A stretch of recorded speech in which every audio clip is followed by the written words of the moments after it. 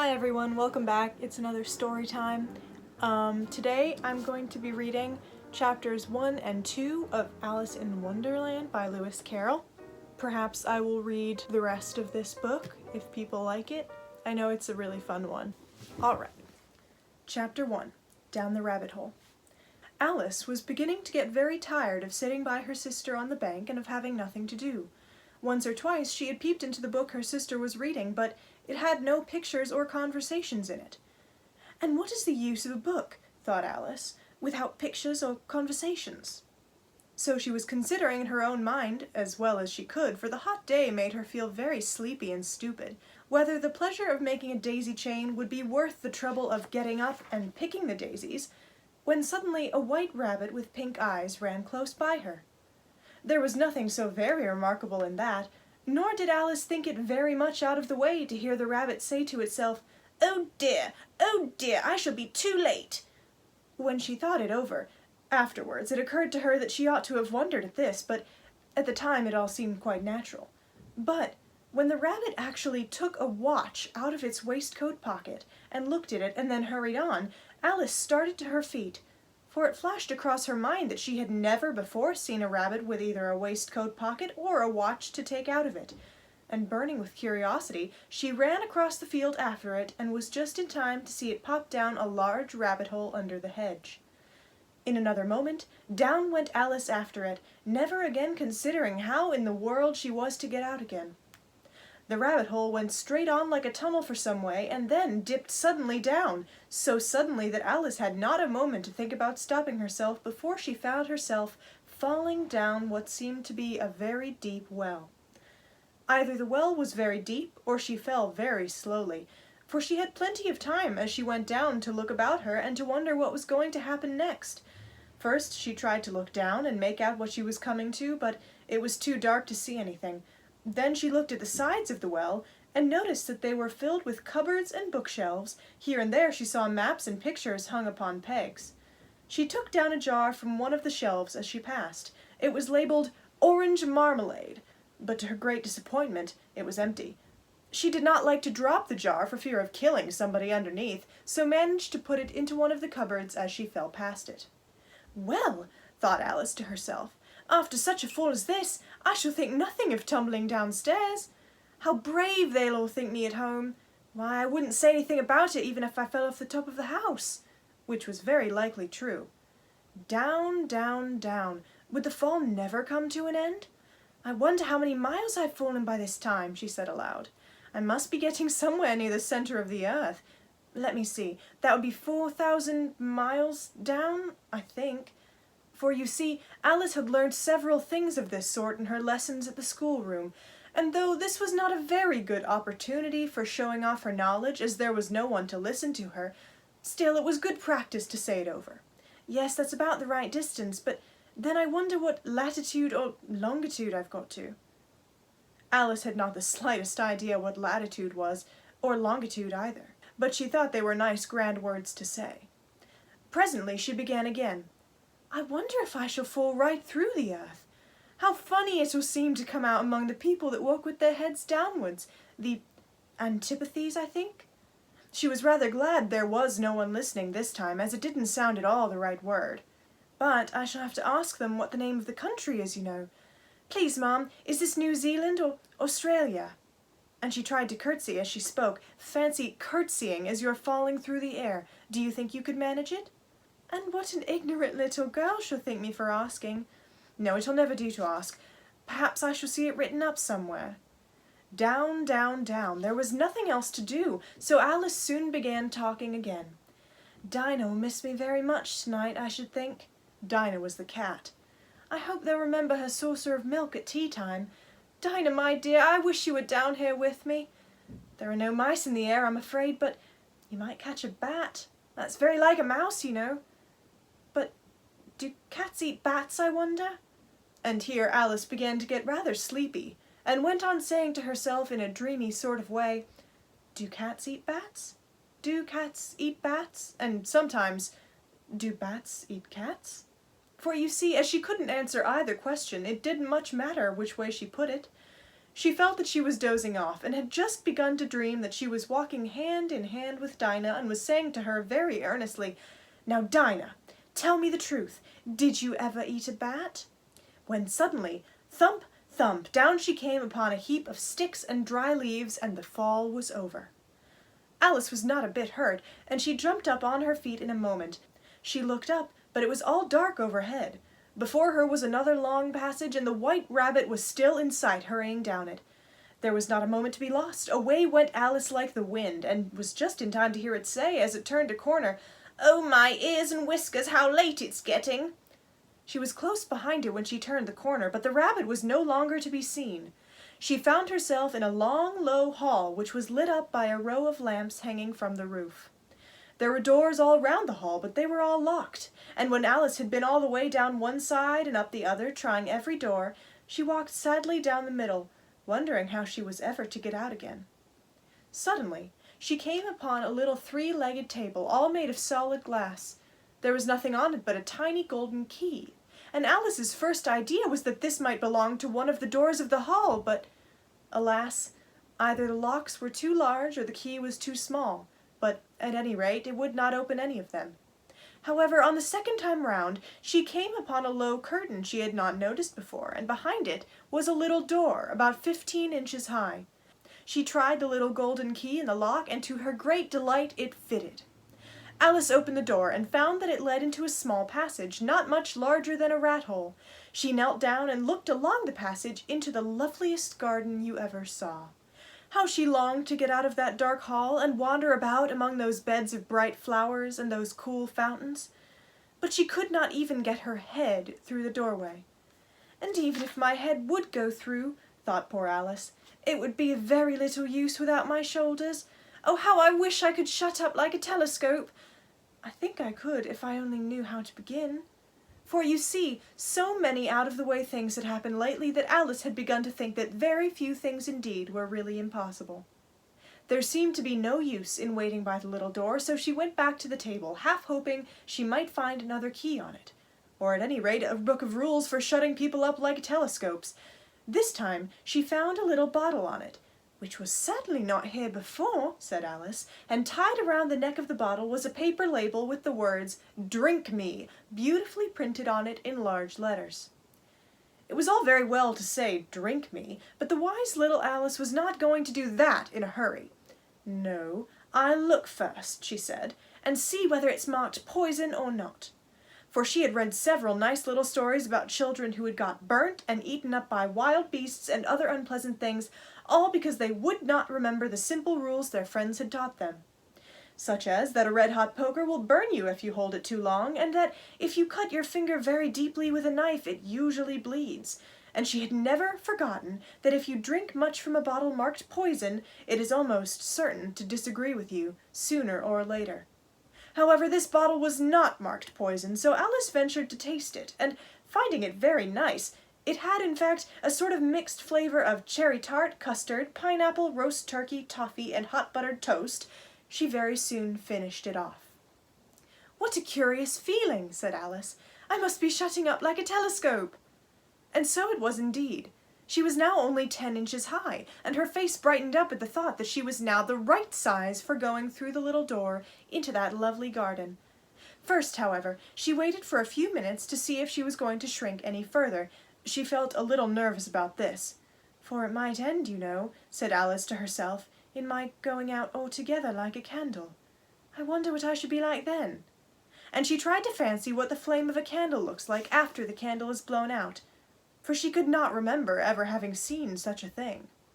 After a while, finding that nothing more happened, she decided on going into the garden at once, but, alas for poor Alice, when she got to the door she found that she had forgotten a little golden key, and when she went back to the table for it she found she could not possibly reach it. She could see it quite plainly through the glass, and she tried her best to climb up one of the legs of the table, but it was too slippery, and when she had tired herself out with trying, the poor little thing sat down and cried. "Come, there's no use in crying like that," said Alice to herself rather sharply. "I advise you to leave off this minute." She generally gave herself very good advice, though she very seldom followed it, and sometimes she scolded herself so severely as to bring tears into her eyes, and once she remembered trying to box her own ears for having cheated herself in a game of croquet she was playing against herself, for this curious child was very fond of pretending to be two people. But it's no use now, thought poor Alice, to pretend to be two people.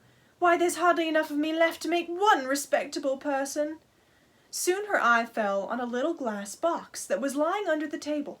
She opened it and found in it a very small cake, on which the words, "Eat me," were beautifully marked in currants. "Well, I'll eat it," said Alice, "and if it makes me grow larger I can reach the key, and if it makes me grow smaller I can creep under the door. So either way I'll get into the garden, and I don't care which happens." She ate a little bit and said anxiously to herself, "Which way, holding her hand on the top of her head to feel which way it was growing, and she was quite surprised to find that she remained the same size. To be sure, this is generally what happens when one eats cake, but Alice had got so much into the way of expecting nothing but out-of-the-way things to happen that it seemed quite dull and stupid for life to go on in the common way. So she set to work and very soon finished off the cake. Chapter 2. The Pool of Tears. "Curiouser and curiouser," cried Alice. She was so much surprised that for the moment she quite forgot how to speak good English. "Now I'm opening up like the largest telescope there ever was. Goodbye, feet." For when she looked down at her feet, they seemed to be almost out of sight, they were getting so far off. "Oh, my poor little feet. I wonder who will put on your shoes and stockings for you now, dears. I'm sure I shan't be able. I shall be a great deal too far off to trouble myself about you. You must manage the best way you can, but I must be kind to them," thought Alice, "or perhaps they won't walk the way I want to go. Let me see. I'll give them a new pair of boots every Christmas." And she went on planning to herself how she would manage it. They must go by the carrier, she thought, and how funny it'll seem, sending presents to one's own feet, and how odd the directions will look. "Alice's right foot, Esquire, hearthrug near the fender, with Alice's love." Oh dear, what nonsense I'm talking! Just at this moment her head struck against the roof of the hall. In fact, she was now rather more than 9 feet high, and she at once took up the little golden key and hurried off to the garden door. Poor Alice! It was as much as she could do, lying down on one side, to look through into the garden with one eye, but to get through was more hopeless than ever. She sat down and began to cry again. "You ought to be ashamed of yourself," said Alice. "A great girl like you," she might as well say this, "to go on crying in this way. Stop this moment, I tell you." But she went on all the same, shedding gallons of tears until there was a large pool around her, about 4 inches deep and reaching half down the hall. After a time she heard a little pattering of feet in the distance, and she hastily dried her eyes to see what was coming. It was the White Rabbit returning, splendidly dressed, with a pair of white kid gloves in one hand and a large fan in the other. He came trotting along in a great hurry, muttering to himself as he came, "Oh, the Duchess! The Duchess! Oh, won't she be savage if I kept her waiting?" Alice felt so desperate that she was ready to ask help of anyone, so when the rabbit came near her she began in a low, timid voice, "If you please, sir." The rabbit started violently, dropped the white kid gloves and the fan, and scurried away into the darkness as hard as he could go. Alice took up the fan and gloves, and as the hall was very hot, she kept fanning herself all the time she went on talking. "Dear, dear, how queer everything is today, and yesterday things went on just as usual. I wonder if I've changed in the night. Let me think, was I the same when I got up this morning? I almost think I can remember feeling a little different. But if I'm not the same, the next question is, who in the world am I? Ah, that's the great puzzle." And she began thinking over all the children she knew that were the same age as herself, to see if she could have been changed for any of them. "I'm sure I'm not Ada," she said, "for her hair goes in such long ringlets, and mine doesn't go in ringlets at all. And I'm sure I can't be Mabel, for I know all sorts of things, and she knows such a very little. Besides, she's she and I'm I, and oh dear, how puzzling it all is. I'll try if I know all the things I used to know. Let me see. 4 times 5 is 12, and 4 times 6 is 13, and 4 times 7 is... Oh dear, I shall never get to 20 at that rate. However, the multiplication table doesn't signify. Let's try geography. London is the capital of Paris, and Paris is the capital of Rome, and Rome... No, that's all wrong, I'm certain. I must have been changed for Mabel. I'll try and say the, how doth the little... And she crossed her hands on her lap as if she were saying lessons and began to repeat it. But her voice sounded hoarse and strange, and the words did not come the same as they used to do. How doth the little crocodile improve his shining tail, and pour the waters of the Nile on every golden scale? How cheerfully he seems to grin, how neatly spreads his claws, and welcomes little fishies in with gently smiling jaws. I'm sure those are not the right words, said poor Alice, and her eyes filled with tears again as she went on. I must be Mabel after all, and I shall have to go and live in that poky little house, and have next to no toys to play with, and oh, ever so many lessons to learn. No, I've made up my mind about it. If I'm Mabel, I'll stay down here. It'll be of no use their putting their heads down and saying, Come up again, dear. I shall only look up and say, Who am I then? Tell me that first, and if I like being that person, I'll come up. If not, I'll stay down here till I'm somebody else. But, oh dear, cried Alice, with a sudden burst of tears. I do wish they would put their heads down. I'm so very tired of being all alone here. As she said this, she looked down at her hands, and was surprised to see that she had put on one of the rabbit's little white kid gloves while she was talking. How can I have done that? She thought. I must be growing small again. She got up and went to the table to measure herself by it, and found that as nearly as she could guess, she was now about 2 feet high, and was going on shrinking rapidly. She soon found out that the cause of this was the fan she had been holding, and she dropped it hastily, just in time to save herself from shrinking away altogether. That was a narrow escape, said Alice, a good deal frightened at the sudden change, but very glad to find herself still in existence. And now for the garden. And she ran with all speed back to the little door, but, alas, the little door was shut again, and the little golden key was lying on the glass table as before. And things are worse than ever, thought the poor child, for I never was so small as this before, never, and I declare it's too bad that it is. As she said these words, her foot slipped, and in another moment, splash, she was up to her chin in salt water. Her first idea was that she had somehow fallen into the sea. And in that case I can go back by railway, she said to herself. Alice had been to the seaside once in her life, and had come to the general conclusion that whenever you go on the English coast you find a number of bathing machines in the sea, some children digging in the sand with wooden spades, then a row of lodging houses, and behind them a railway station. However, she soon made out that she was in the pool of tears, which she had wept when she was 9 feet high. I wish I hadn't cried so much, said Alice, as she swam about, trying to find her way out. I shall be punished for it now, I suppose, being drowned in my own tears. That will be a queer thing, to be sure. However, everything is queer today. Just then she heard something splashing about in the pool a little way off, and she swam nearer to make out what it was. At first she thought it must be a walrus or a hippopotamus, but then she remembered how small she was now, and she soon made out that it was only a mouse that had slipped in like herself.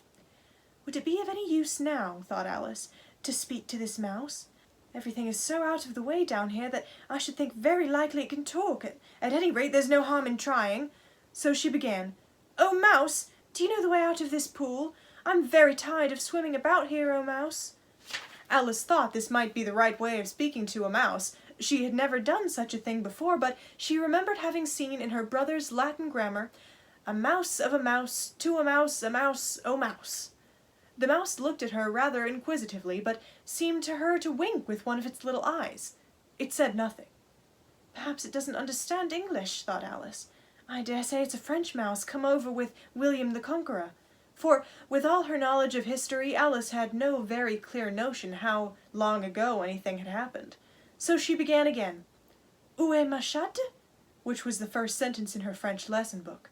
The mouse gave a sudden leap out of the water, and seemed to quiver all over with fright.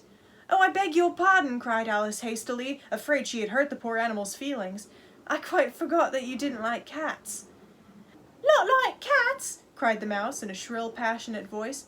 Would you like cats if you were me? Well, perhaps not, said Alice in a soothing tone. Don't be angry about it, and yet I wish I could show you our cat Dinah. I think you'd take a fancy to cats if you could only see her. She's such a dear, quiet thing. Alice went on, half to herself, as she swam lazily about in the pool. And she sits purring so nicely by the fire, licking her paws and washing her face, and she's such a nice soft thing to nurse, and she's such a capital one for catching mice. Oh, I beg your pardon, cried Alice again, for this time the mouse was bristling all over, and she felt certain it must be really offended. We won't talk about her any more if you'd rather not. We indeed, cried the mouse, who was trembling down to the end of its tail.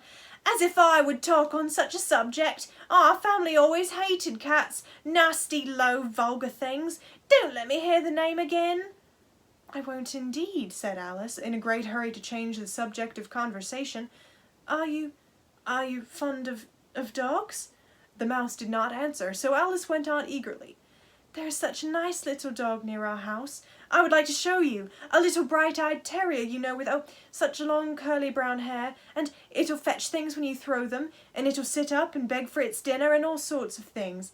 I can't remember half of them, and it belongs to a farmer, you know. He says it's so useful, it's worth £100. He says it kills all the rats, and... Oh dear, cried Alice in a sorrowful tone. I'm afraid I've offended it again. For the mouse was swimming away from her as hard as it could go, and making quite a commotion in the pool as it went. So she called softly after it, Mouse dear, do come back again, and we won't talk about cats, or dogs either, if you don't like them. When the mouse heard this, it turned round and swam slowly back to her. Its face was quite pale, with passion, Alice thought, and it said in a low, trembling voice, Let us get to the shore, and then I'll tell you my history, and you'll understand why it is I hate cats and dogs.